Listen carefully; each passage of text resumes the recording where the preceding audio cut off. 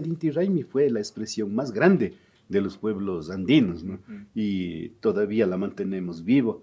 Pero lamentablemente hoy... Durante los últimos años lo que ha sucedido es que se convierte en una fiesta, no en una celebración. Hemos ido perdiendo los valores que tienen esta celebración, de qué implica, por qué implica, cuándo se celebra y con esta intención de volver una sociedad intercultural.